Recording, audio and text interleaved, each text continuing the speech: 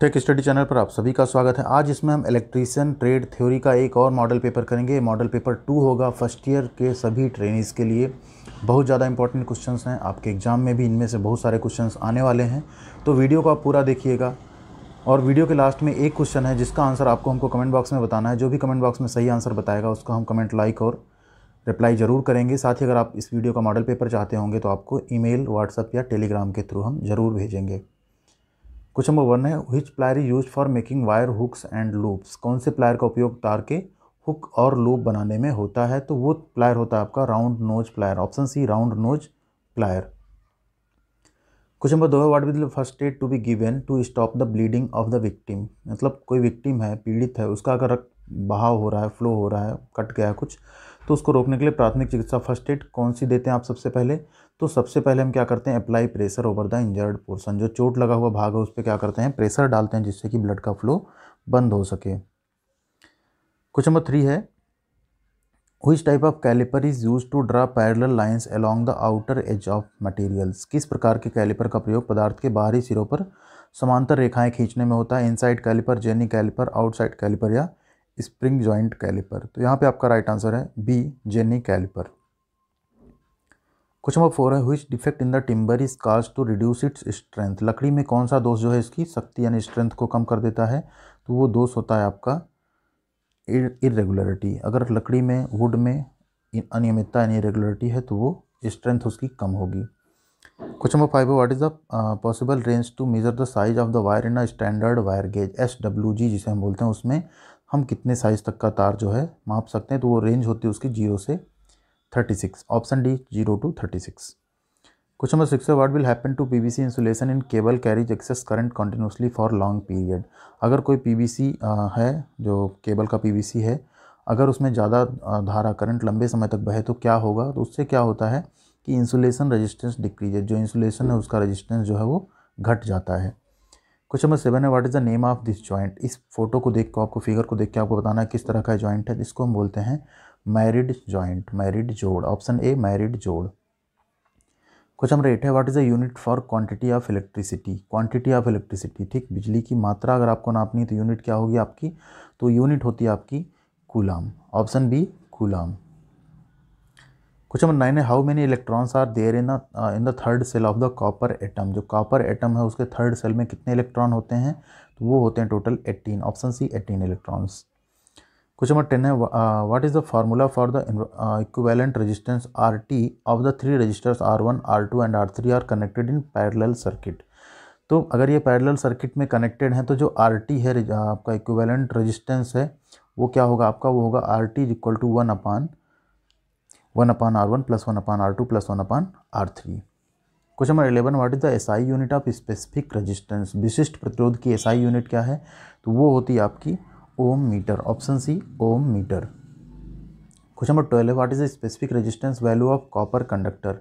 जो copper conductor है उसका स्पेसिफिक रेजिस्टेंस कितना होता है? तो कॉपर कंडक्टर का स्पेसिफिक रेजिस्टेंस होता है 1.72 माइक्रो ओम पर सेंटीमीटर क्यूब।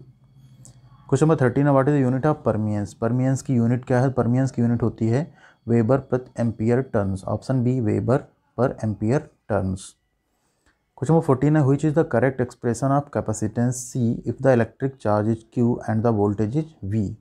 यदि विद्युत आवेश Q है, वोल्टेज V है, तो संधारिता जो C है उसका सही अभिव्यक्ति क्या होगी? तो वो होता है C is equal to Q/V।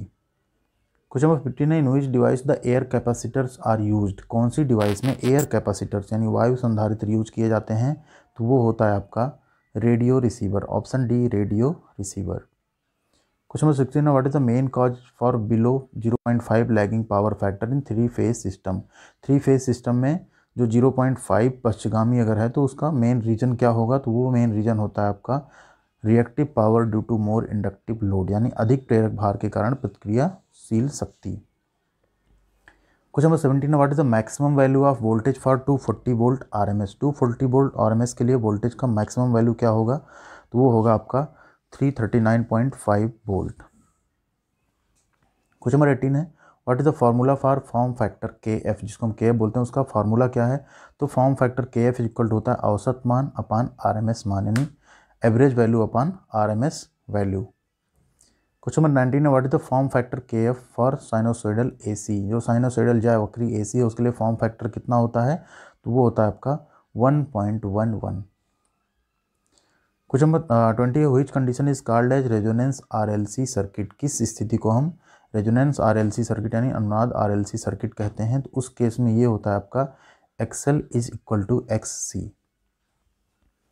Question number 21, what is the name of defect that bending of plates in secondary cells. उस दोष का नाम बताओ जिस कारण से जो सेकेंडरी सेल में प्लेट्स हैं वो मुड़ जाती हैं, तो ऐसे दोष को हम बोलते हैं buckling. Option A buckling.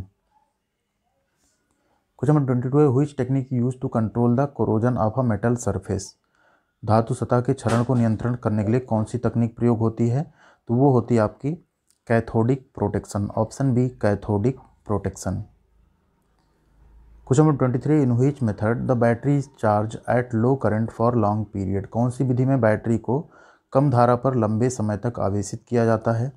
Rectifier method, trickle charging method, constant current method या कांस्टेंट पोटेंशियल मेथड।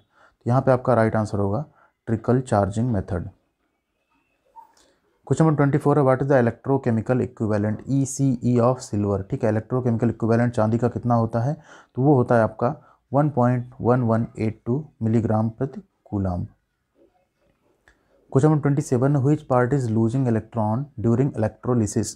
इलेक्ट्रोलिसिस के दौरान कौन सा पार्ट है जो इलेक्ट्रॉन खो रहा है, लूज कर रहा है। कैथोड, एनोड, इलेक्ट्रोलाइट या सेपरेटर, तो उसको हम बोलते हैं एनोड। इलेक्ट्रोलिसिस में एनोड क्या होता है, एनोड से इलेक्ट्रॉन कैथोड पे जाते हैं।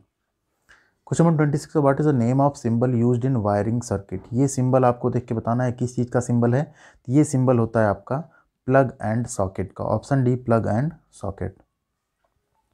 Question number 27, what is the name of the conduit accessory. इस कंडुइट एसेसरी का आपको क्या नाम क्या है वो बताना है।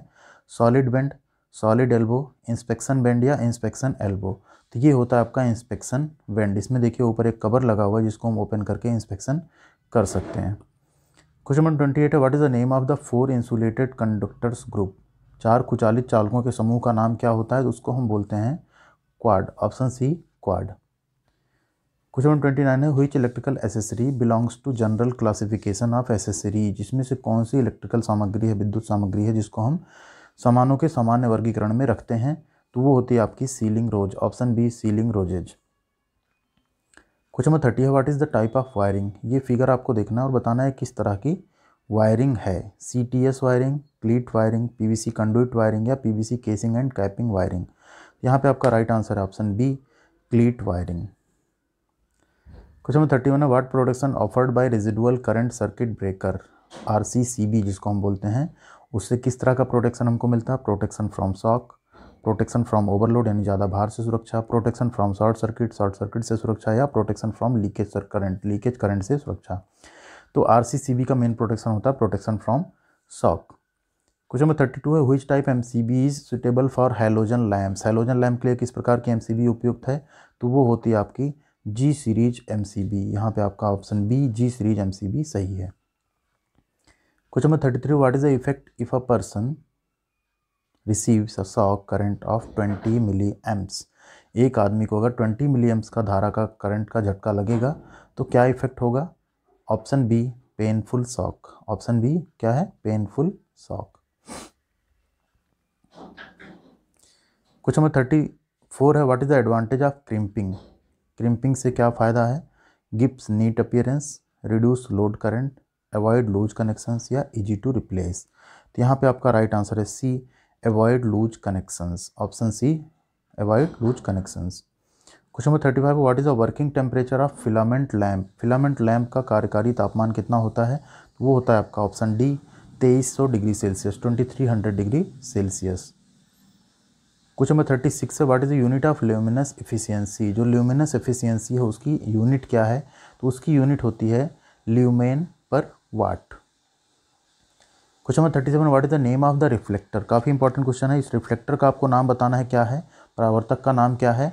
Mirror type, soft light type, parabolic type या डिस्पर्सिव टाइप। तो ये है आपका ऑप्शन सी पैराबोलिक टाइप। यहाँ आप देख सकते हैं पैराबोलिक टाइप का ये आपका है।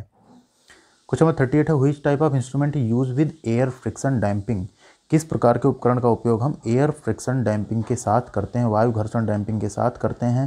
तो वो इंस्ट्रूमेंट है आपका moving iron instrument, option B moving iron instrument. Question number 39 है, what is the function of integrating instrument? एकीकृत उपकरण का काम क्या है? Displace the quantity, indicates the quantity, registers the quantity या मेजर्स द क्वांटिटी? तो यहाँ पे आपका राइट आंसर है registers the quantity, option C registers the quantity. Question number 40 है, how the error in reading of potential transformer can be reduced? एक potential यानी विभव ट्रांसफार्मर में पढ़ने में त्रुटि को हम कैसे कम कर सकते हैं?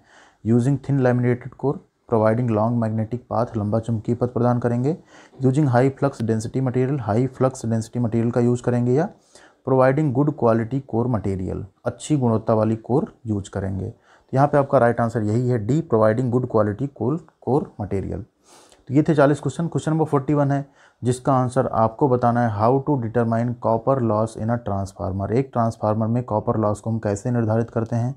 रेशियो टेस्ट से, इम्पल्स टेस्ट से, शॉर्ट सर्किट टेस्ट से, या ओपन सर्किट टेस्ट से? तो जो भी आपका ABCD राइट आंसर है उसके साथ आपको आंसर लिख के कमेंट बॉक्स में हमको कमेंट करना है। जिसका कमेंट राइट होगा उसको हम लाइक और उस पर हार्ट जरूर देंगे। साथ ही अगर आपको चाहिए होगा तो हम आपको ये मॉडल पेपर भी ज़रूर सेंड कर देंगे। तो वीडियो अगर पसंद आई तो लाइक और शेयर ज़रूर कीजिएगा। साथ ही चैनल पर नए हैं तो चैनल को सब्सक्राइब किए बिना मत जाइएगा। आपको इस चैनल पर बहुत अच्छी अच्छी वीडियोज़ सभी ट्रेड्स की, कॉमन सब्जेक्ट्स की, साथ ही सारे अपडेट्स की और जॉब्स की नोटिफिकेशन मिलती रहेगी वीडियो के माध्यम से। Thank you.